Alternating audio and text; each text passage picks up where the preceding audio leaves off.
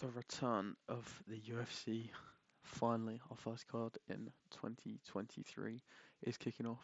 It is Sean Strickland versus Nassourdine Imavov in the main event here, and I'm going to be breaking down the main card.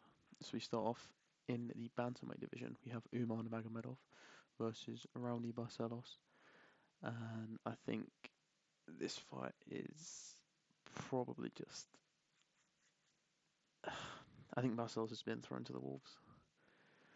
I think Nurmagomedov is being built as a star again. And I feel like, yeah, I mean, minus 1,000 favourite. Right, some people are probably going to place some money on Barcelos, but I really don't think there's any way winning. And if I'm forced to say how, I'd say. See, the round is probably the hardest part of this fight. I think it's guaranteed Nurmagomedov. I think it's guaranteed finish, I'd say. I don't think this goes to the cards, but.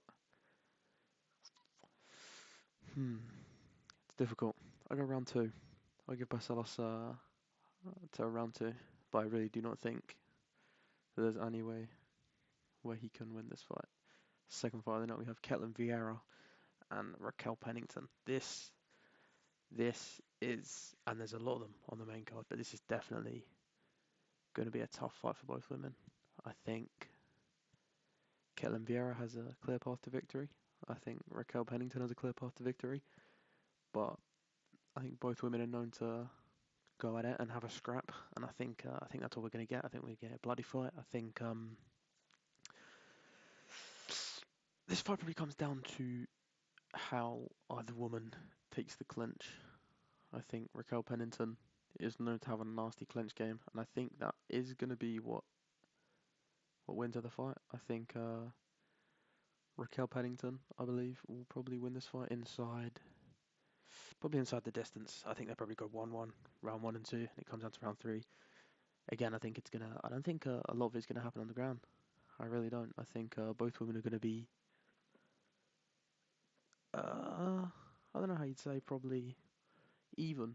I'd say maybe a bit more Raquel Pennington sided on the feet. I think it's gonna be a nice, enough fight to get the crowd ready. But I do believe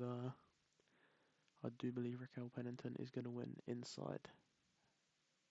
No, not inside the distance. Sorry, but I think unanimous decision. You go 2-1. Raquel Pennington wins it in the third. Now, Punahele, Soriano, and Roman Kopylov. And I have to say, Roman Kopylov is the youngest looking 31-year-old on the planet. I mean, he looks like Chase Hooper's slightly older brother. It's just crazy how he's 31. But again, another close fight on the cards. I don't think the betting odds here, minus 160 against plus 130, I don't think that actually represents how close this fight could potentially be. I do agree, though. I think Punahele Soriano, I do believe he'll win this. I think his forwards pressure is just a bit too much. Kopylov seems to, every time he fights and someone wants to put the pressure on him, he seems to back off every time. You know, his counter-striking isn't brilliant, but I think Soriano's just too strong. He's just too game. I think Kopylov obviously does have, I mean, he has a winning record, right? He wins. They both have a similar record, which is quite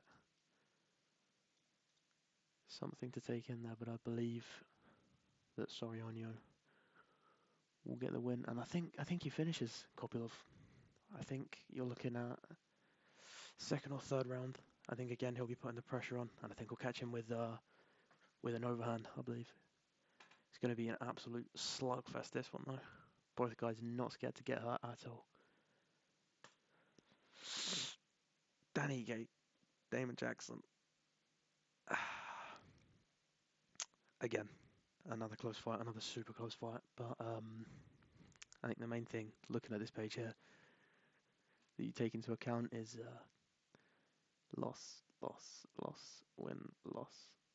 You know, Ige is definitely on a slight decline, and that has to be considered when thinking about this fight, because Damon Jackson isn't a joke. You know, Damon Jackson's proven, man. He's actually the veteran here. If you look, how many fights have been had? 22-4, 15-6. this is enough fight I'm comfortable picking. This is definitely not a fight to bet on, because Danny Ige, man, we don't know about his chin. If he gets clipped, he could go down. And I think for that reason, I'm probably going to give it Damon Jackson. I think the underdog gets it done on Saturday. I think Damon Jackson's just going to catch him. I think Danny Ige's probably going to look good at the start. He always does.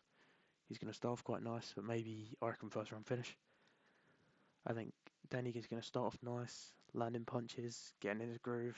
But I think as soon as Damon Jackson catches him with anything remotely close to a hard shot, I think Danny Ige goes down. I don't think he gets up.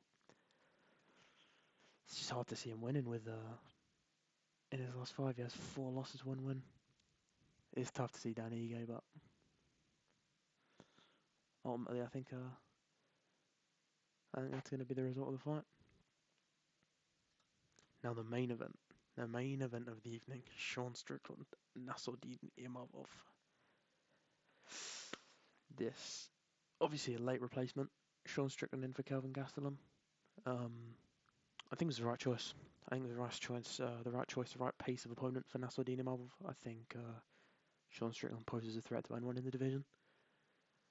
I think if you're looking at the hardest part of this fight for Nassourdine, it's probably gonna be dealing with Sean Strickland, because he won't go down. He'll take a million punches to give you 2. You know, he's known to have power. If he catches you, you go down. I think Nassourdine definitely has the advantage if it goes to the ground game. I think he might have a tougher time than people expect taking Sean Strickland down. I think Sean Strickland is just a better striker. I think he's a better fighter. But the only issue you have picking Strickland here is he, can he recover? Look at this, 3 weeks, 2 days ago. This is tough fight again. The whole main card, is full of tough fights apart from the opener. It's such a tough fight to call. Before I recorded this, I had Strickland in mind to win this. But again, just thinking, man, he's just come back from a loss, 2 losses. But his last fight was 3 weeks.